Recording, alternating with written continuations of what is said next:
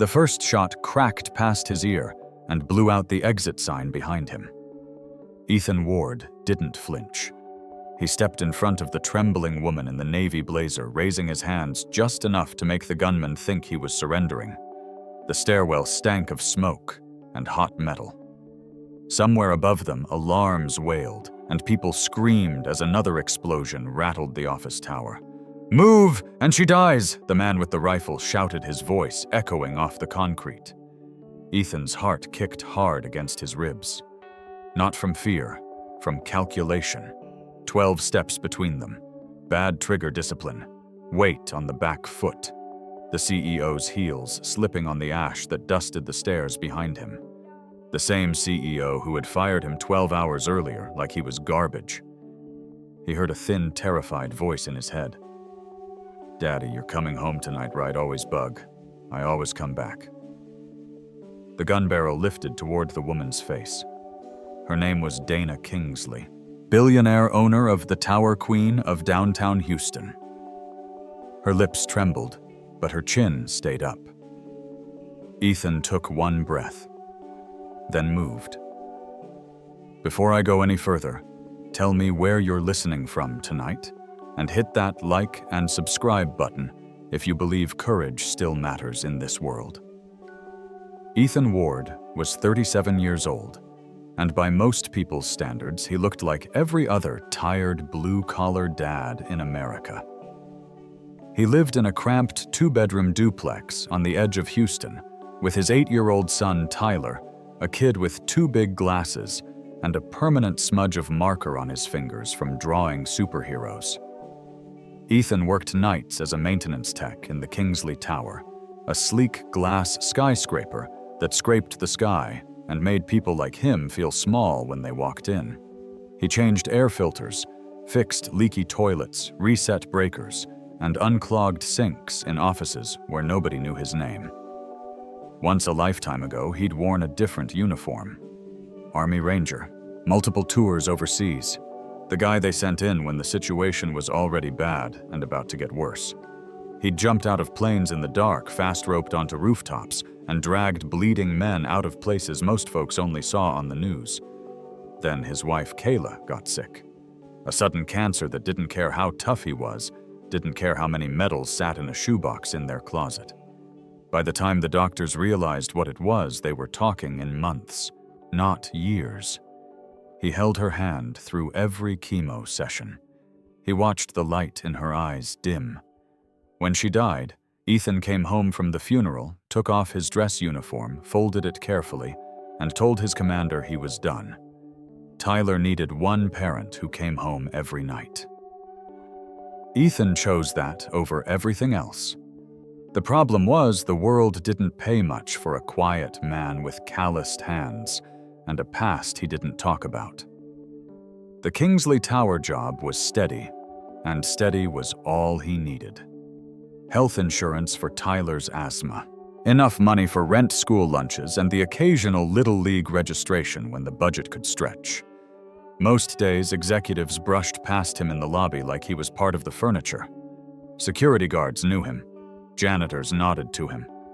But the people on the top floors, the ones with corner offices and drivers waiting at the curb, they didn't see him at all. Especially not Dana Kingsley. She was in her early 40s, all sharp angles and sharper suits, striding through the building with a phone to her ear and 3 assistants in her wake. He'd seen her on business magazines at the grocery store, smiling that cold, polished smile that never quite reached her eyes. The day everything started to go wrong began with the sound of Tyler coughing at 4:30 a.m. Wheezing. That tight, desperate sound that turned Ethan's blood to ice. He sat on the edge of his son's bed, counted breaths, and realized the inhaler wasn't cutting it this time.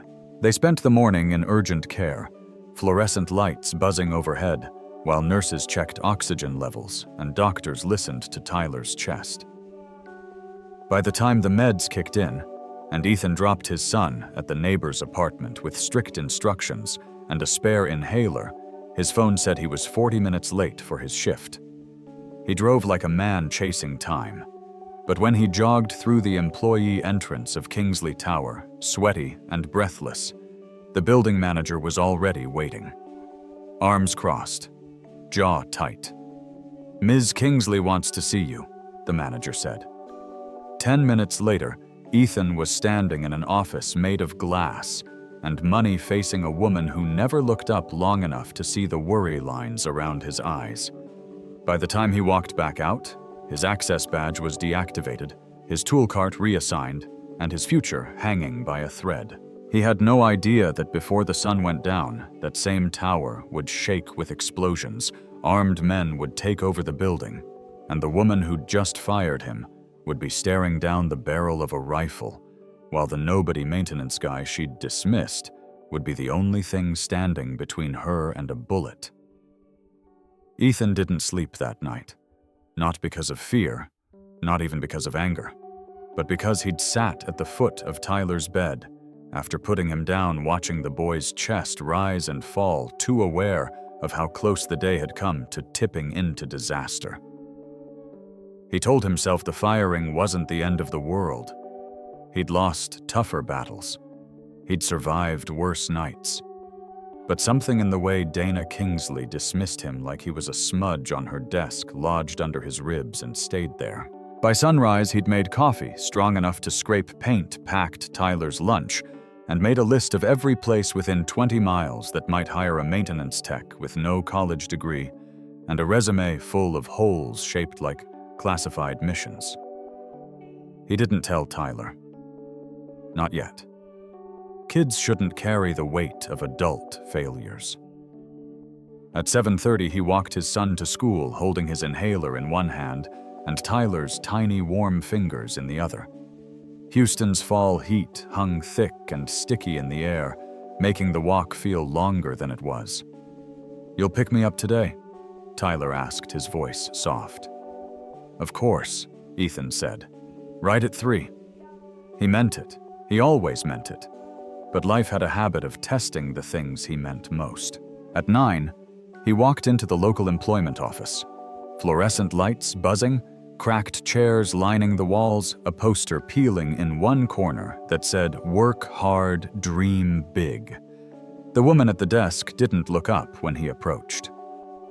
"Name Ethan Ward, last job maintenance tech, Kingsley Tower."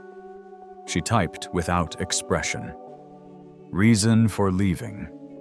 He hesitated. "Terminated." More typing. "Any specialized training?" He could have said Ranger School, could have said airborne operations, could have said he'd pulled Americans out of burning buildings halfway across the world. Maintenance and repair, he said instead. She finally looked at him. Not with hostility, just with a quiet, practiced assessment that cut deeper than she intended. "You're 37, yeah." "Hard age to start over," she said. "Employers want younger guys with tech certifications, or older guys with 20 years in one place. You're kind of in the middle." In the middle. A polite way of saying useless. She meant well. He knew that. Didn't make it easier to hear. He filled out forms left with a pamphlet and a forced smile, and walked out into the parking lot where the October sun felt too bright. He leaned on the hood of his truck, palms pressed to cool metal, and breathed. Slow, controlled breaths. The same way he used to calm himself before stepping out of a helicopter door into darkness. Except this wasn't a mission. This was his life. And somehow that felt more dangerous. That afternoon, he arrived early at the school, wanting to be the first face Tyler saw. But as kids started pouring out backpacks, bouncing, and shoes scuffing across concrete, Tyler didn't run to him like usual. He walked, head down, hands shoved in pockets. When he finally looked up, his eyes were rimmed with red. "Hey," Ethan said softly. "What happened?" Tyler hesitated, then pulled a folded piece of paper from his pocket and handed it over. It was a drawing. Stick figures. One was labeled me. One was Dad. And next to the dad figure, someone had written loser. "Who did this?" Ethan asked, voice steady but tight. "Some kids," Tyler whispered. "They said you got fired because you messed up. They said you're gonna lose our house." Ethan felt something inside him crack, not loudly, but in a quiet, devastating way. "I'm not losing you," he said. "Or our home. You hear me?" Tyler nodded, but the words didn't erase the hurt stamped across his small face. For the first time since Kayla's funeral, Ethan felt shame. Not because of what he'd done, but because his son was paying the price. He knelt down eye level with Tyler. "You didn't do anything wrong. Sometimes grown-ups make decisions without knowing the whole story. But you and me, we're a team, and a team sticks together." Tyler gave a tiny, fragile smile and wrapped his arms around Ethan's neck. Ethan held him longer than he meant to. Later that night, after a dinner of boxed mac and cheese and the nightly asthma check, Ethan sat at the kitchen table surrounded by job listings and rejection emails. Every message said the same thing. "We've moved forward with another applicant. Position filled. We'll keep your resume on file." The words blurred. His vision burned. The clock ticked toward midnight while he worked through online applications that asked for degrees he didn't have, and years of experience he'd never been allowed to keep because the military had wiped half his background clean. He didn't realize he'd fallen asleep at the table until Tyler's small hand shook him awake at 2 a.m. "Dad, you're still up." Ethan blinked himself alert. "Yeah, bud, just working on stuff." Tyler rubbed his eyes. "Are we gonna be okay?" The question wasn't new, but the tremor in his voice was. "We're gonna be fine," Ethan said firmly. He said it like truth, even if he didn't feel it. Tyler nodded and wandered back to bed. Ethan watched him go, exhaustion pinning him to the chair. The kind of exhaustion that wasn't about sleep. The kind that came from carrying too much for too long. By morning, things got worse. A notice was taped to the front door. A maintenance company had been contracted by the Kingsley Corporation to retrieve all equipment not properly returned after employee termination. When Ethan stepped onto the porch, 2 men in branded shirts stood by a van. "You, Ethan Ward." "Yes. You didn't return the master access key card or the emergency override fob."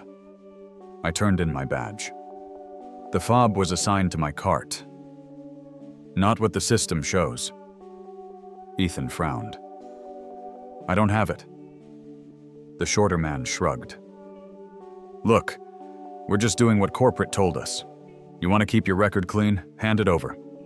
"I don't have anything to hand over." The taller man smirked.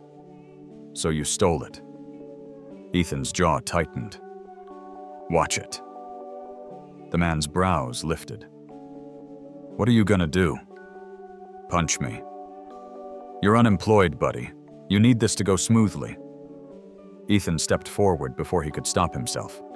Not aggressively, just enough to make the guy feel how wrong he was. But then he heard the small gasp. Tyler stood behind the screen door watching. Ethan backed off instantly. "No trouble," he said hoarsely. "Not with my kid here." The man scoffed. "Yeah, whatever. Corporate's gonna escalate it." They drove off, leaving a layer of humiliation on the porch, thicker than dust. Ethan stood still, hands trembling, stomach churning. He'd risked his life for strangers he'd never meet. He'd bled on desert sand and foreign streets. And now he was being treated like a thief over a piece of plastic he never even touched. At noon, his phone buzzed. Unknown number. He almost didn't answer. But he did. Mr. Ward, a clipped voice. Female. He recognized it instantly. Dana Kingsley. "We've discovered irregularities involving your final shift," she said. "Missing equipment. Security concerns. I expect you to come in and resolve this. I already told your people, he said, trying to stay calm. I don't have anything. Then you won't mind cooperating. He closed his eyes. For a heartbeat, he was back in a dusty room overseas, being questioned by a man who held all the power. He hated that memory. Hated how this felt the same. I have a child at home, he said quietly. I'm not leaving him alone. We can arrange someone to watch him, she said. My office. That word chilled him. Office, not human, not mother, not someone who understood real life. No, he said. Tyler stays with me. I'm trying to give you an opportunity to clear your name. He almost laughed. Clear my name with who? I'm a maintenance tech, not a banker. My name doesn't move stock prices. There was a pause, a long one. Then she said, Lower, colder, Mr. Ward. If you refuse to cooperate, I will assume you're hiding something. He didn't respond. Report to the tower by 3. The line went dead. Ethan set his phone down slowly. The kitchen swayed around him. Not from fear. From anger so sharp it made his pulse roar. Tyler peeked around the doorway. Dad, are you in trouble? Ethan swallowed hard. The truth hurt. But lies hurt worse. I don't know yet, he whispered. The boy's small shoulders hunched. Is it because of me, because I was sick, that broke him? Not visibly, not in any way the world could see, but deep inside where a father's past and a soldier's discipline collided. He crossed the room, dropped to his knees, and pulled Tyler into his arms. No, none of this is your fault. Not 1 second of it. But people are being mean, Tyler said into his shoulder. They look at you like you did something bad. I know, Ethan whispered. But we're gonna get through it. Together, together. Tyler squeezed him, desperate and small. Ethan closed his eyes, holding on. But the clock on the wall kept ticking. Toward 3. Toward a confrontation he didn't want, but couldn't avoid. And as the minutes passed, the sense of something bigger, something darker, began to press at the edges of his instincts. A soldier knows when trouble is coming. He can feel it long before it shows its face. And today, standing in his silent kitchen, with his son clinging to him, Ethan Ward felt it clearly. A storm was coming. A bad one. And he wasn't sure who or what would be standing when it finally broke. Smoke curled through the broken lobby windows of Kingsley Tower like dark fingers searching for a pulse. Ethan felt the shift the moment he stepped inside, an instinct carved into him long before he ever swung a wrench for a living. Something terrible had happened here, something deliberate, and whoever caused it was still inside. He kept Tyler behind him as he moved through the shattered revolving door glass crunching under his boots. The front desk was overturned. Security radios crackled faintly from the floor. An alarm pulsed in a sickening strobe of red. "Dad?" Tyler whispered, clutching his shirt. "Stay close," Ethan said softly. "Don't let go." He didn't need to raise his voice. The boy heard everything even when he whispered. The air tasted like burned wiring, broken concrete, and the kind of danger he'd hoped never to smell again. Ahead, down the main corridor, shadows moved. At first he thought they were evacuees, but evacuees didn't move in formation. They didn't carry rifles. They didn't speak in terse, breathless bursts of code. This wasn't some electrical fire or random event. The building had been taken, and someone had taken it from the inside. He ducked behind an overturned planter and placed Tyler gently on the floor. "Remember what we practiced at home?" Ethan asked. Tyler nodded, cheeks trembling. "Hide, don't run. Stay quiet. Wait for you." "That's right," Ethan whispered. "You stay right here, no matter what you hear. Don't move until I come back." Tyler's eyes filled. "You're coming back." "Always," Ethan said, pressing his forehead to his son's. "Nothing keeps me from you. Nothing." He tucked Tyler into the narrow space between the planter and the wall, shielding him from sight. Then he stood. And the soldier part of him, the part he'd buried, came awake like a heartbeat restarting. He slipped deeper into the lobby, staying low, staying quiet. 3 men in tactical jackets moved toward the elevator bank, their voices sharp. CEO still in the tower. "Blow the servers, then sweep the top floors. Don't let Kingsley leave." Ethan froze. Dana was still inside.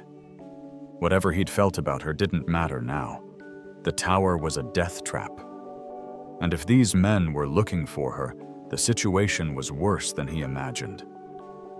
He scanned the area, 4 possible entry points. 2 cameras down, motion sensors blinking in error. The emergency stairwell door was cracked open. Someone had forced the lock. Another blast shook the building, dust falling from the rafters in a gray rain. He moved. The stairwell was a funnel of echoing metal and smoke. Somewhere above, boots thundered, shouting. A scream choked off. His muscles remembered everything. He climbed silently, 2 steps at a time, avoiding the middle of the stairwell where sound carried. On the 10th floor landing, he heard it clearly. Dana Kingsley arguing with someone. "You said the transfer wasn't scheduled until next week." A voice cut her off. "You should learn to keep your schedule predictable, ma'am." Ethan recognized that tone. Cold. Confident. A man who was sure he held all the power. He reached the landing and edged toward the hallway. There she was. Dana stood with her back against a wall of smoked glass, flanked by 2 of her own security team, but both had been disarmed hands zip-tied behind them. 3 armed men crowded her, the leader pressing the muzzle of a compact rifle under her jaw. She didn't cry, didn't beg. Her chin stayed high, even as her shoulders trembled. Ethan felt something unfamiliar when he saw her like that. Not anger, not fear. Responsibility. She might have fired him like trash, but she didn't deserve this. Nobody did. One of the gunmen swung his weapon toward the security guards. "Kill them. We only need her." That was the moment. The moment the air itself split. Ethan didn't think. Didn't plan. He acted. He came out of the stairwell, fast, quiet, as a shadow, but moving like a missile. His foot hooked the fire extinguisher mounted beside the door. One kick sent it flying. It slammed into the rifleman's wrist with a metallic crack, the weapon clattering to the floor. Before the others processed what happened, Ethan was already on the first man. His elbow hit the attacker's throat, folding him instantly. The next man swung his weapon toward Ethan, but Ethan grabbed the barrel, twisted hard, and brought the buttstock crashing into the man's temple. Dana gasped. The remaining gunman reached for her arm, but Ethan drove a knee into the man's ribs, lifted him off the floor, and slammed him down so hard the tiles cracked beneath them. "Run!" he shouted to the 2 disarmed guards. They scrambled to their feet and dragged each other toward the stairwell. Dana didn't move. Shock pinned her to the spot. The fight wasn't over. The leader, the man who'd held his rifle to her throat, had recovered faster than the others. He snatched a pistol from his belt and aimed it at Ethan's back. Dana's scream tore through the hallway. "Behind you," Ethan spun. "Not fast enough." Gunfire exploded deafening in the narrow corridor. Pain seared across Ethan's shoulder as he twisted, letting the bullet graze instead of pierce. He lunged forward, grabbed the shooter's wrist, and slammed it against the wall. The pistol dropped. Ethan caught it mid-fall and brought it up in one smooth motion. He didn't fire. He didn't need to. The man looked into Ethan's eyes and understood he'd lost. He raised his hands. Ethan hit him with the heel of the pistol grip hard enough to put him down, but not kill him. The hallway fell silent. Only Ethan's ragged breathing filled the space. Dana stared at him as if she were seeing him for the first time. "You," she whispered. How did you do that?" He didn't answer. His heart wasn't steady enough yet.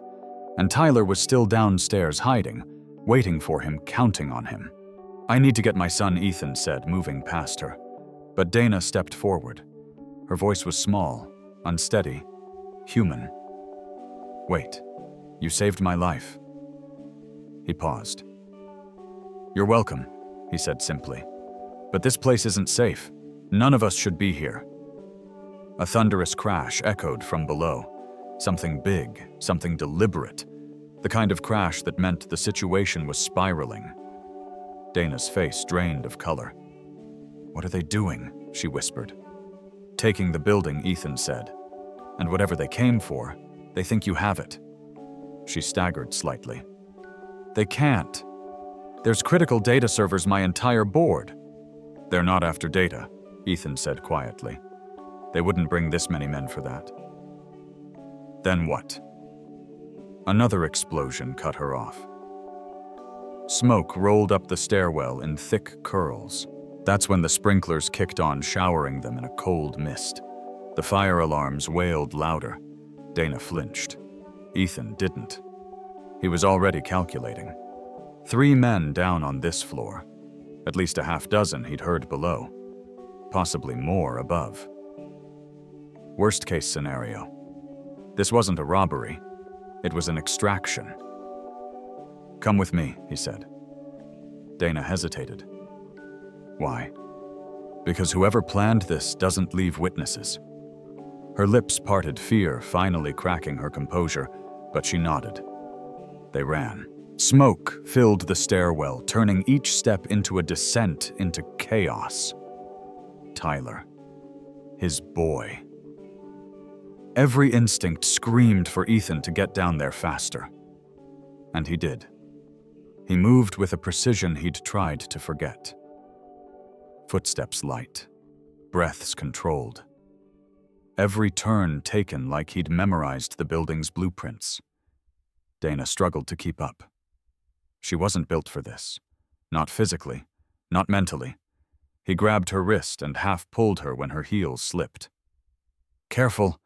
How do you know all this?" she gasped. "Later," he said. They reached the landing where he'd hidden Tyler. Ethan's stomach clenched. The planter was knocked over. The hiding space was empty. Tyler Ethan called, his voice sharp. No answer. Dana's hand went to her mouth. "Oh my God." Ethan's vision tunneled.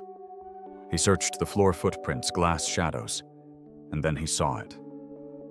A small inhaler lying in the hallway. Tyler's. And beside it, muddy boot prints leading deeper into the tower. Ethan picked up the inhaler with shaking fingers. Dana touched his arm gently.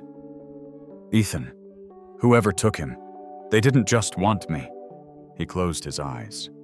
The world shrank to one burning point of truth. They had his son, and he would tear this building apart, brick by brick, floor by floor, before he let anything happen to that boy. When he opened his eyes again, something cold and precise settled behind them. Not rage, not panic.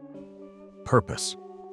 The same purpose that had carried him through nights most people never lived to talk about.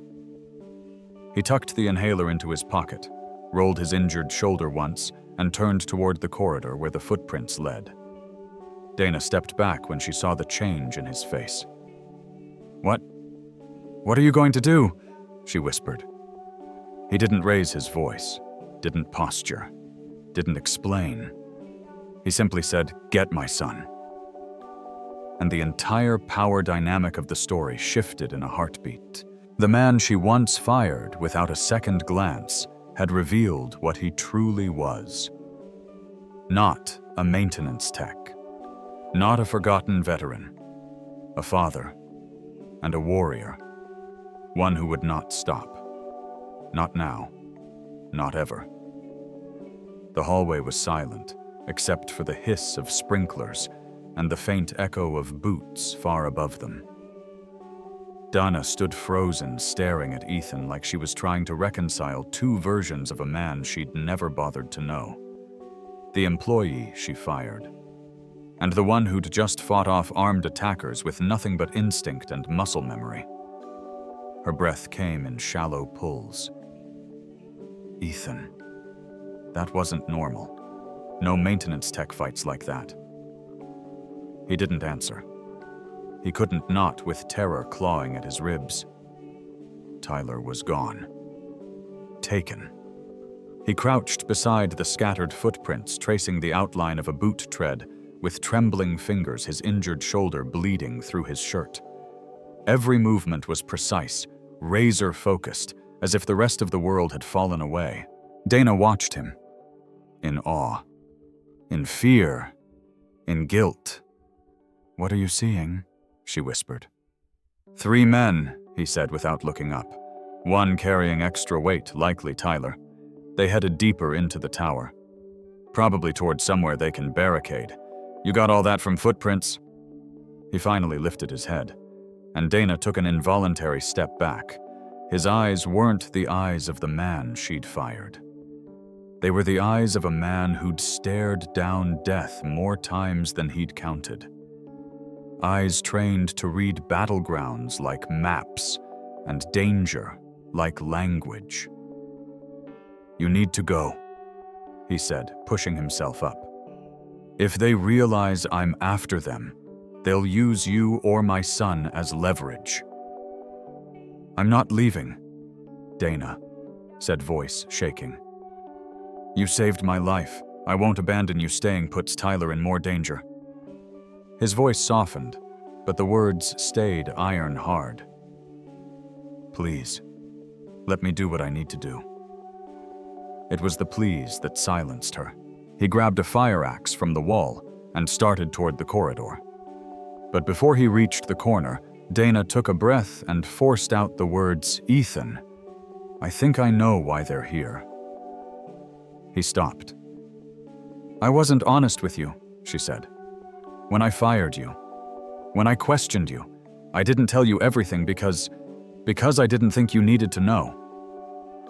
He turned slowly, jaw clenched tight. "Tell me. Now." She swallowed. "The tower, the servers, all of it. Someone's been trying to breach our internal systems for weeks. Not steal money, steal blueprints. Code. Something my father created years ago before he stepped down." "What kind of code?" She hesitated. Shame and fear flickered across her features before she finally said it. "Military-grade network infiltration software. Something the government buried. Something that could cripple entire infrastructures if it fell into the wrong hands." Ethan stared at her, absorbing each word with mounting intensity. "And they think you have it, I don't," she said. "But they don't believe that. They think the key to accessing it is stored in the tower. And they think I have the only way in." Ethan's expression tightened, a thread of realization stitching through it. "You lied about what you do," she said, voice barely above a whisper. "Now I'm telling you I lied too." He stepped closer. "Dana, that code, it wouldn't happen to be called," she finished for him, "Project Silvergate." Silence. Cold, thick, final. She stared at him. "You know it." He locked eyes with her. "I was assigned to protect it," he said, the words landing like thunder. "Years ago, before my wife got sick, before Ty."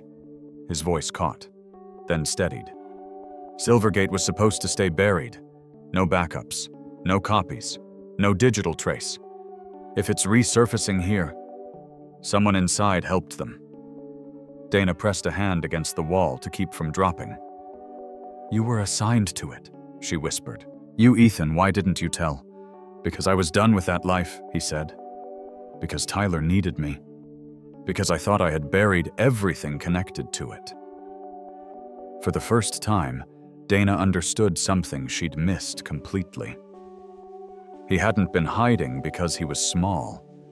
He'd been hiding because he was big. Too big. Too dangerous. Too capable. He'd chosen invisibility so he could be a father. She felt something heavy and painful settle in her chest. Guilt, humility, regret she had dismissed him as a worker, a nobody. And all along he had been a man carrying national secrets and unimaginable loss. "Ethan, I'm so sorry," she said. "I misjudged you. I used my power carelessly. I didn't see..." He shook his head. "None of that matters now. What matters is Tyler." She nodded quickly, wiping her eyes. "What do you need?" she asked. "Tell me anything." Ethan studied her for a long moment. The shift was unmistakable. She wasn't the one in charge anymore. She wasn't the authority. She was the one who needed guidance. And he, after years of burying that role, was the one stepping into it again. "I need access to the tower's security feeds," he said. "Every floor, every blind spot." "You'll have it," she said immediately. "My office has a secondary control panel. I need a map of every maintenance passage that doesn't show on employee schematics." "Done. And I need to know," he added, voice lower, "who inside your company had the clearance to leak something like Silvergate." Dana stiffened. Her silence was answer enough. Who he pressed? One person she admitted. Someone my father trusted before I did. Someone who knows every inch of this building. Who? Our chief of infrastructure. Bill Carson. Ethan's breath locked. He knew the name. He'd seen it on elevator badges and email signatures. A quiet man, always in the server rooms. He also knew what that meant. "That's who has Tyler," Ethan said. Dana's face went white. He didn't wait another second. He started running. They reached the executive floor, smoke swirling through the hallways like storm clouds. Dana keyed open her office door with trembling hands. Inside, monitors flickered from backup power. Ethan pushed past her and began pulling up floor feeds, his fingers flying with the fluidity of a man who had once done so in war zones, halfway around the world. On the 42nd floor server vault, he found him. Bill Carson, flanked by two mercenaries, dragging Tyler toward a reinforced room with magnetic locks. Tyler fought, kicked, screamed for his dad. And through it all, Ethan watched, unable to touch the screen, his body vibrating with a helpless, murderous kind of fear. Dana covered her mouth, tears spilling down her cheeks. "I'm so sorry," she whispered. "This is because of me, because of my family's secrets, because..." "No," Ethan said sharply. "This is because bad men think they can use kids to control others." He straightened. The fire in his eyes was absolute, uncompromising, dangerous. "Dana," he said quietly. "Listen to me." She wiped her eyes fast, nodding. "Call your board. Tell them everything. Tell them the tower's compromised, your systems are compromised, and Silvergate is compromised." Her breath hitched. "And tell them," he continued, "that if I don't come back with my son, everything collapses for them anyway." The weight of his words hit her like a blow. He wasn't threatening them. He was stating the truth. She placed a trembling hand over his. "Ethan, I don't deserve your trust." "You don't have it," he said plainly. "But you have my help, because you helped raise me, because my son is trapped in your building." Those words hurt, she felt them. But they were fair, and they were honest, and she respected him more for that than anything else. "What can I do?" she whispered. "Keep this floor secure. And if anyone gets through that door, anyone, you run, don't argue, just run." "But..." He stepped closer. His voice softened just enough to be human again. "You have a chance to fix something tonight. Don't waste it." Dana nodded. No pride. No argument. Just raw, humbled trust. She finally understood Ethan wasn't the one who'd failed. She had. In judgment. In leadership. In seeing human worth. He lifted the fire axe from his belt, rolled his wounded shoulder, and started toward the stairwell. Dana took one shaking step after him. "Ethan."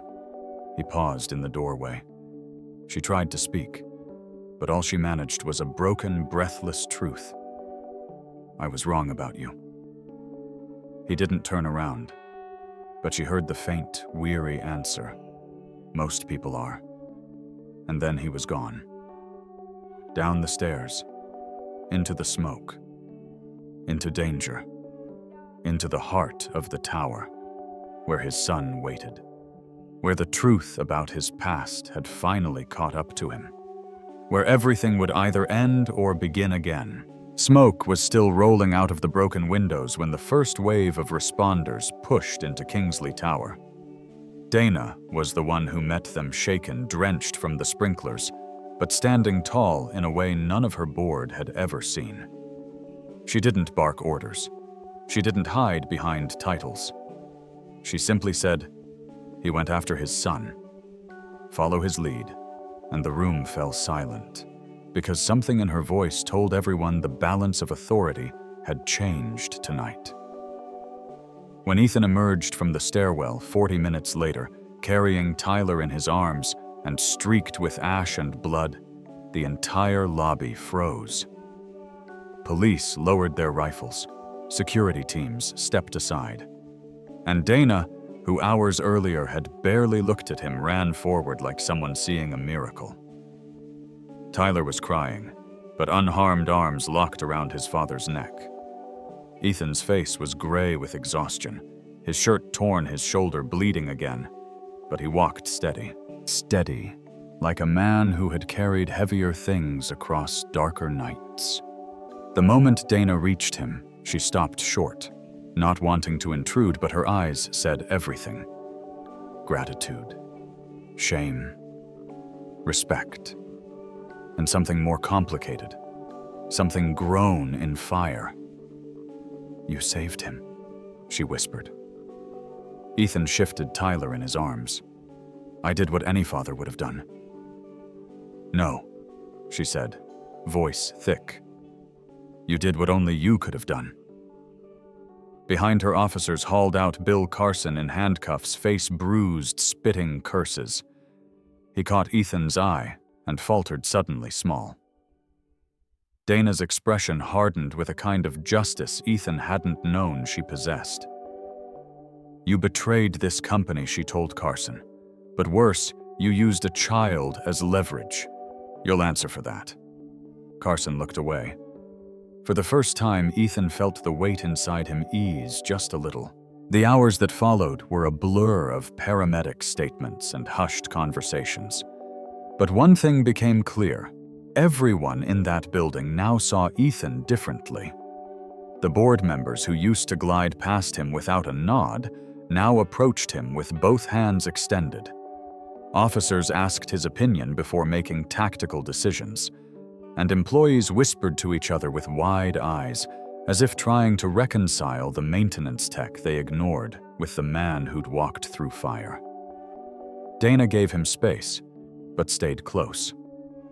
She spoke only when necessary, her voice soft, careful, as if she was learning how to treat him with the dignity she'd denied him before. When the paramedic finished bandaging his shoulder, she touched his arm gently. "Ethan, when this is all over, I want to talk about your future, about a role that fits who you really are." He looked at her exhaustion softening into something calmer. "I'm not looking for special treatment." "It's not special treatment," she said.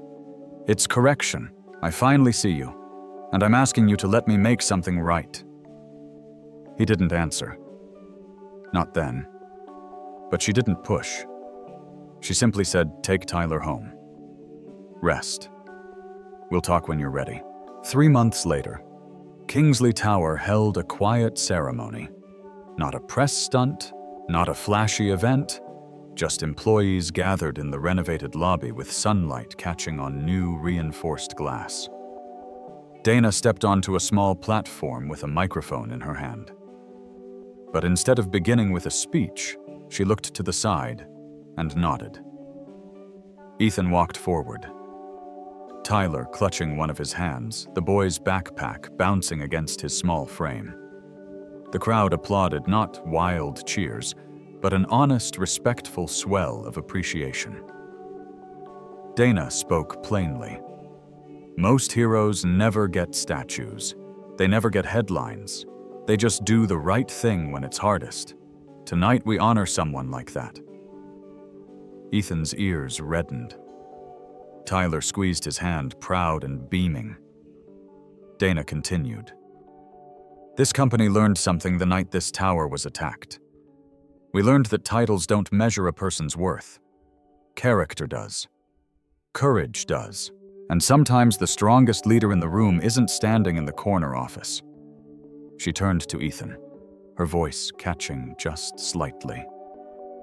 Thank you for saving me, for saving my people, for saving your son, for reminding us what real strength looks like. Then, in front of everyone, she handed him a small badge, one etched with a new title. Director of Protective Operations, Kingsley Tower. Not a ceremonial role, not a favor. A job built around his real skill, his real experience, and his real purpose. He accepted it quietly, the same way he did everything without ego, without fanfare. Tyler tugged his sleeve.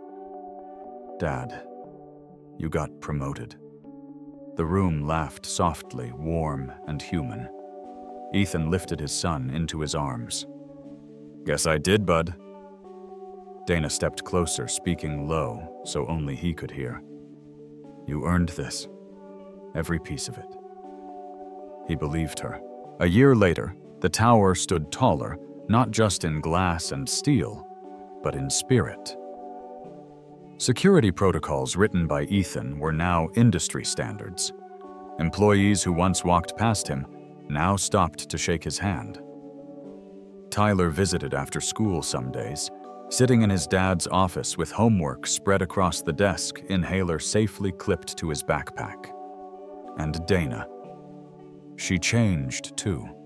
She listened more, learned names, learned faces, learned that leadership meant seeing people, not just managing them. Some evenings she'd stop by Ethan's office with coffee talking about policy changes or new threats, or once in a while the future. Not rushed, not forced. Just two people who had walked through something hard together, learning the shape of a new beginning. And Ethan, who once thought his life had shrunk into the size of a duplex and a maintenance schedule, found something he hadn't felt in years: purpose, belonging. A path he had earned through blood and grit and quiet love for the boy who kept him anchored. He hadn't asked for recognition. He didn't need a title. But he'd gotten something better. A life rebuilt on strength, honesty, and the steady power of doing what's right, even when no one is looking. Because that's what heroism really is. Not medals, not headlines, just ordinary people choosing courage when the moment calls for it. And sometimes that's enough to change everything.